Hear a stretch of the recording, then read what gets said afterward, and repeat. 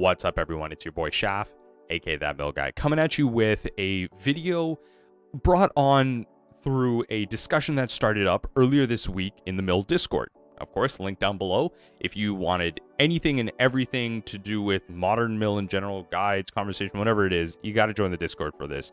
But this is a discussion, as the title and the thumbnail suggest, about the viability of Lurrus of the Dream Den versus and in tandem with 3+ CMC permanents. Primarily in this video, we're going to be talking about Ashiok Dream Render, Ensnaring Bridge, and Fraying Sanity. Again, all three spells that have notoriously or famously, however you want to think about it, have been played in Mill at some point or another. Now, what we want to do in this video is really go through each one of those 4 cards individually, right? Lurrus as well. Talk about their pros and cons and how they function in the context of Mill. Then I want to kind of take a step back and talk about some of the meta decks and how Mill wants to approach those matchups and what it generally wants to do.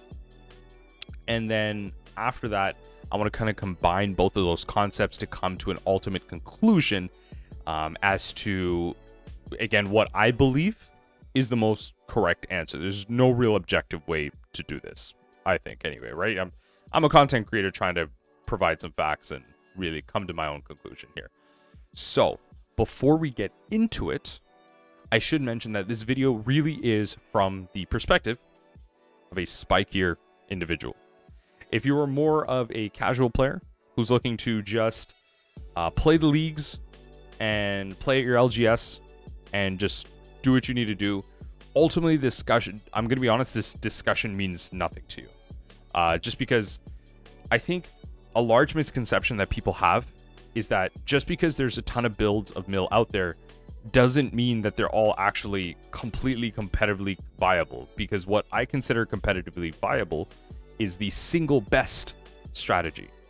All right, and I guess by definition, competitively viable would mean, of course, if it can run with the big boys or the big dogs, then it's fine, it's viable, right? But we want the best by numbers Mill strategy. Just because a Mill deck is winning doesn't mean it is best by numbers.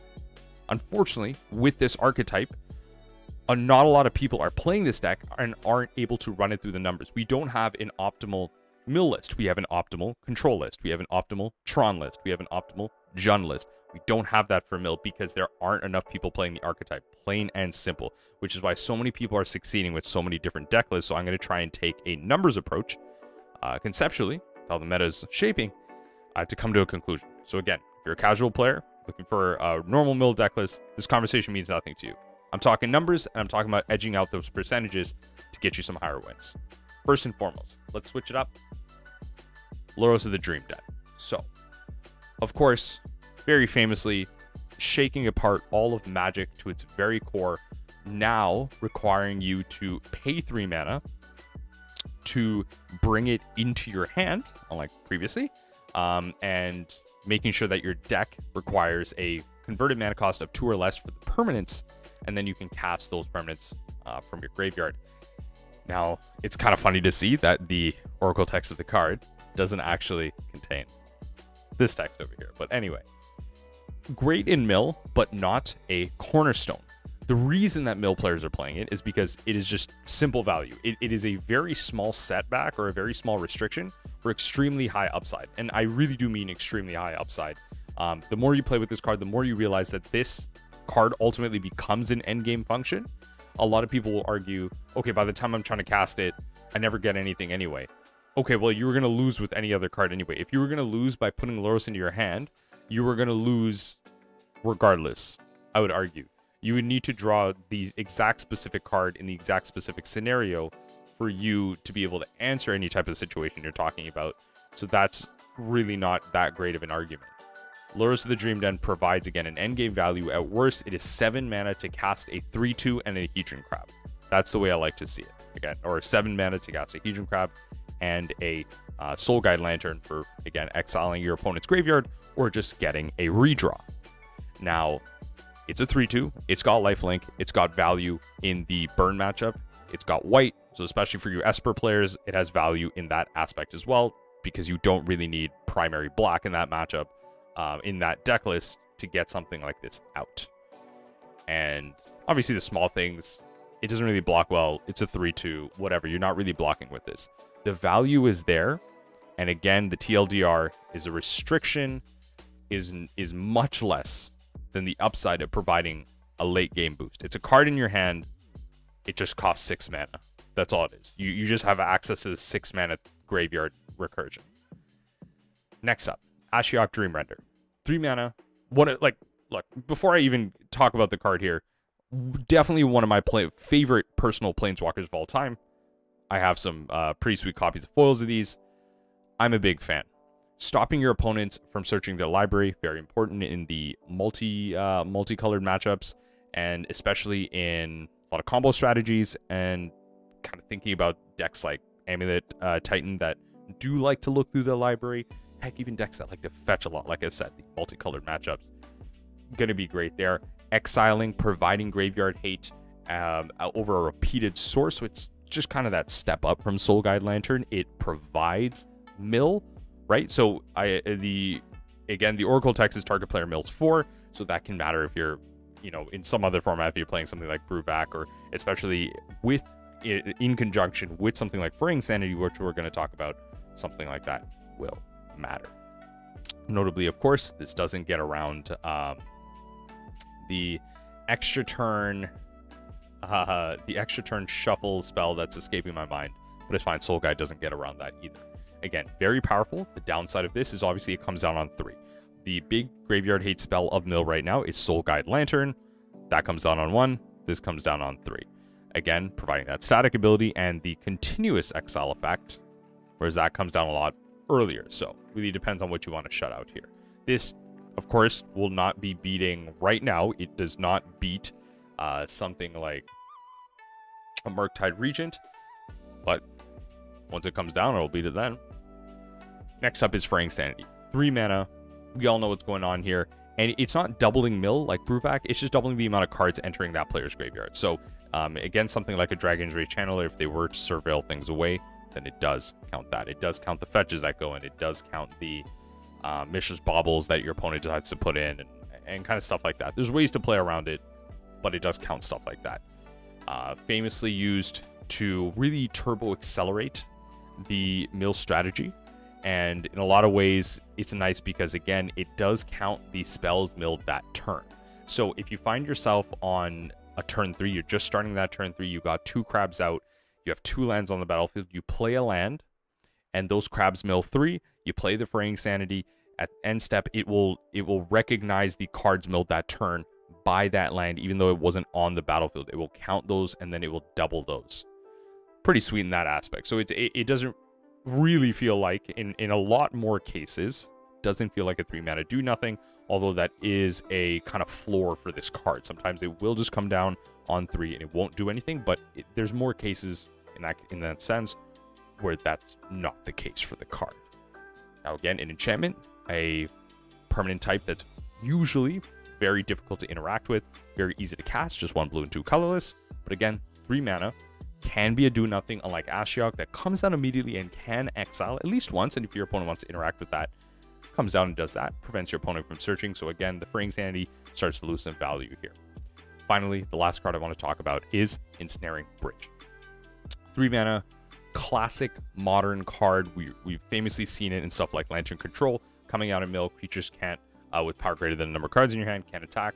Great in the bigger creature matchups.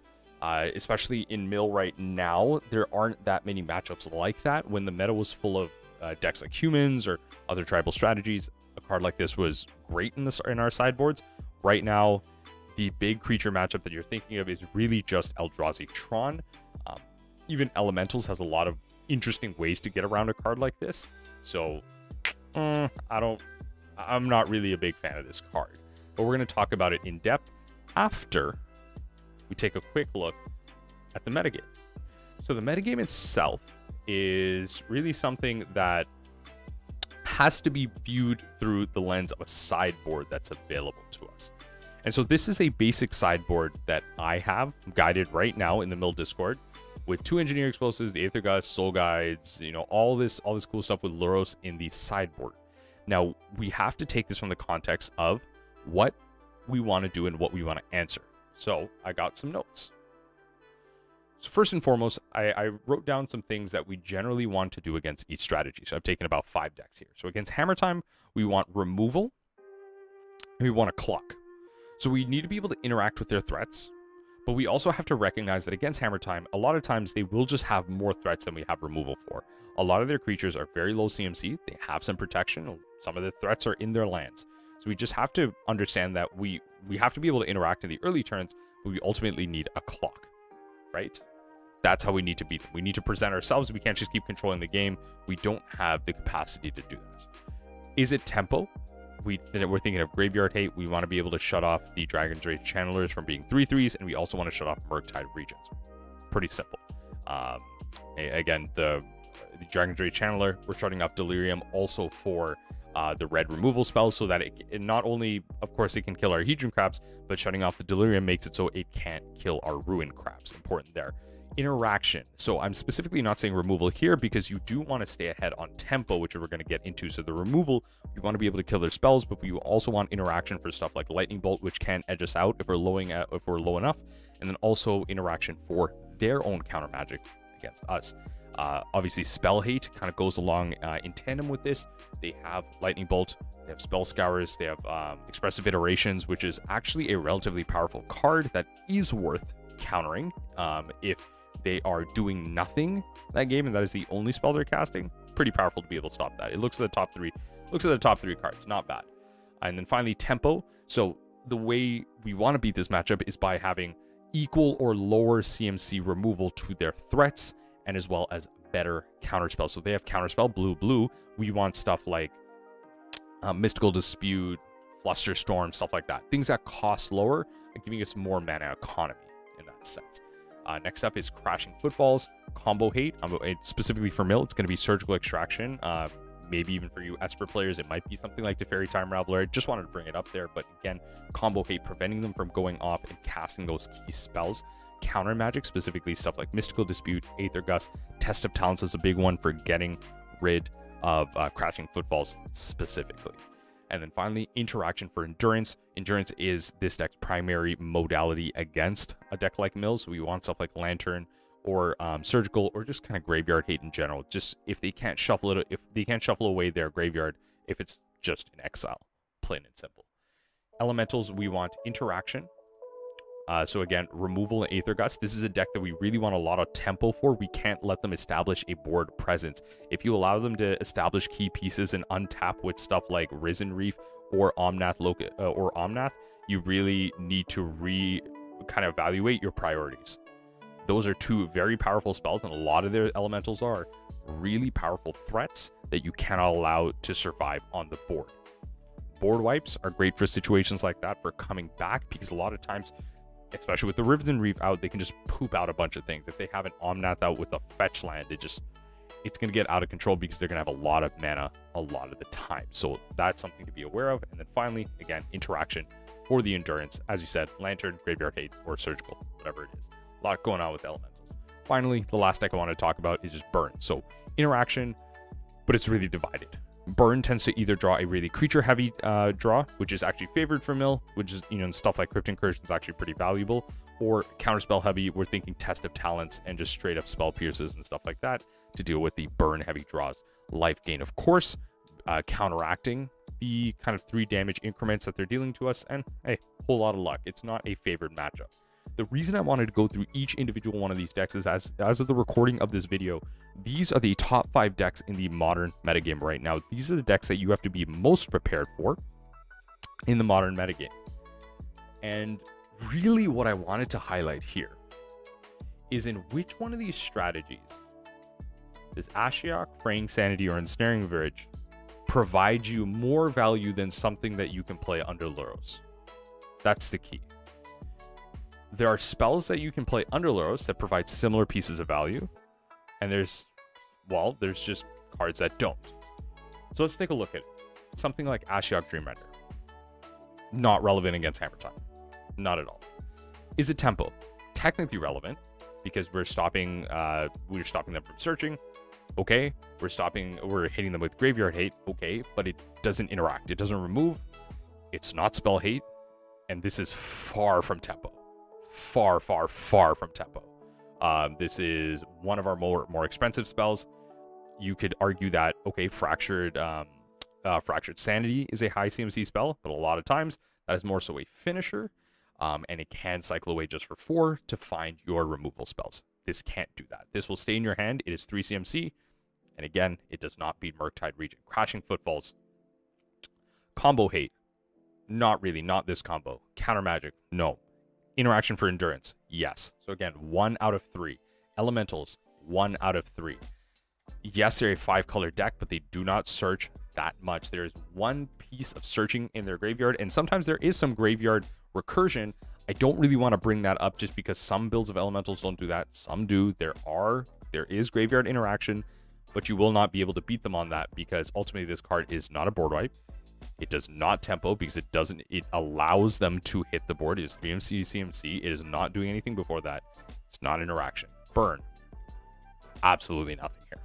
Ashiok Dreamrender is not doing anything for you in this metagame. Fraying Sanity, very similar. It is not interaction. It is not providing you tempo. It is just a win more card. Finally, Ensnaring Bridge. Not interaction. Not... you can think of it like a board wipe. It's a board deterrent, and it is far from tempo. It's not counter magic. It's not a clock. It's not removal. It's definitely not luck. It is kind of a board deterrent, but it comes down on 3. According to Modern right now, we have to deal with stuff like Ragavan. We have to deal with stuff like Dragon Ray Channeler. We have to deal with stuff with like Murktide Regent. This comes down on turn 3. Technically can deal with the Murktide Regent. Then a lot of people would argue, okay, once you kill the Murktide Regent, or once you kill the Ragavan, once you kill the Dragon Ray Channeler, then this comes down, stops the Murktide Regent. Why don't you just play a removal spell in the slot? Why would you allow them to keep going to the point where they can interact with you?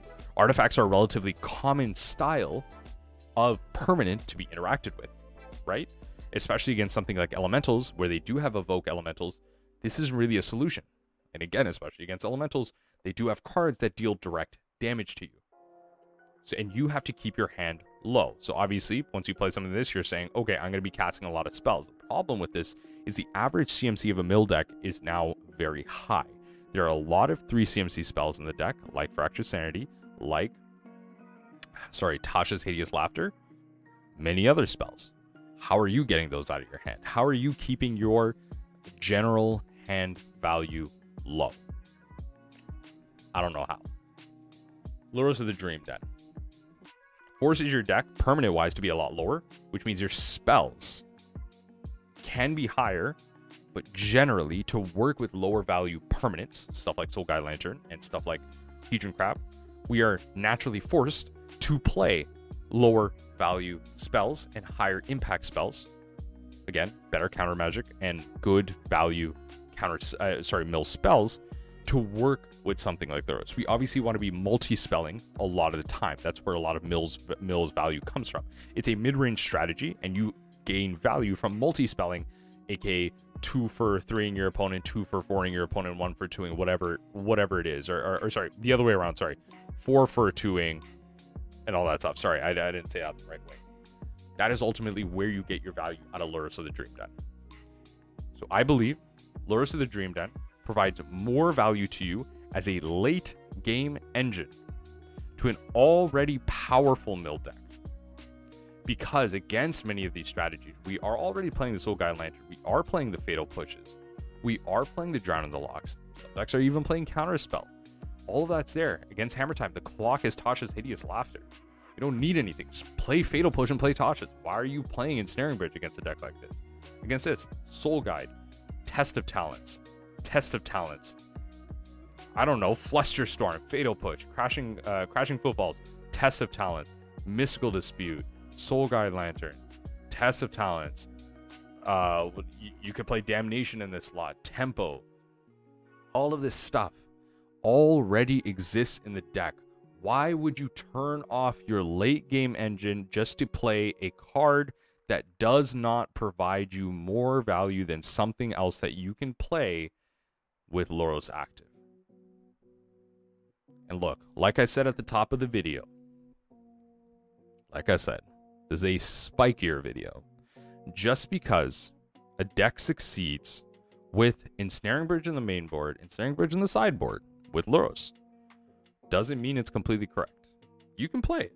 You can play it. I ain't stopping you. You got your LGS, you got your modern leagues. That's fine. Those are normal things. Those are normal games of Magic. They're not competitive. They're a indication of the meta in a small sense.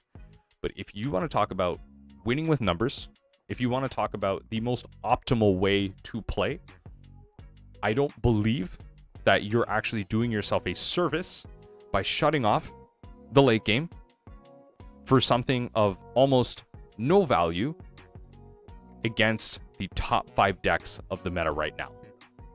Ashiok Dreamrender, Fraying Sanity, and Ensnaring Bridge do not provide you any form of positive value against any of these matchups. They can come down and help, but these decks have ways around those spells. These decks are faster than those spells. So why take up slots of removal or other mill spells to play something like Ensnaring Bridge, to play something like Ashiok Dreamrender, when you could just play your normal suite, play lower costed, better targeted removal spells or counter spells like Aether Gust? Why wouldn't I just play those? Like a Test of Talents, why wouldn't I just play that and then work with my Lurrus of the Dream Den plan? That's ultimately my proposal here. I believe Lurrus of the Dream Den is the best way to go. I don't actually think right now, as the recording of this video, Ashiok Dreamrender, Fraying Sanity, or Ensnaring Bridge are actually valuable cards in a competitive sense for modern mill. You can play it at your LGS games, you can play it in your modern leagues, but if you are playing it in a modern challenge, if you're playing it in like a paper 1K, if you're, you know, just kind of the, whatever, higher level tournaments, you are doing yourself a disservice. Stop playing these cards. Just play Lurrus. It's not complicated. The spells in modern are extremely powerful. They do a lot. This is not modern from 3 years ago. It's not modern from 2 years ago. It's modern in mid-2021. You have a lot of options to you. You don't need to stick to nostalgia.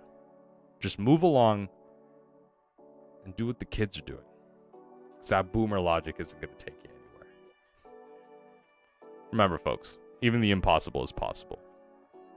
I might even be wrong here. That might be impossible, though. So I hope you'll join me next time as we take a glimpse into the unthinkable.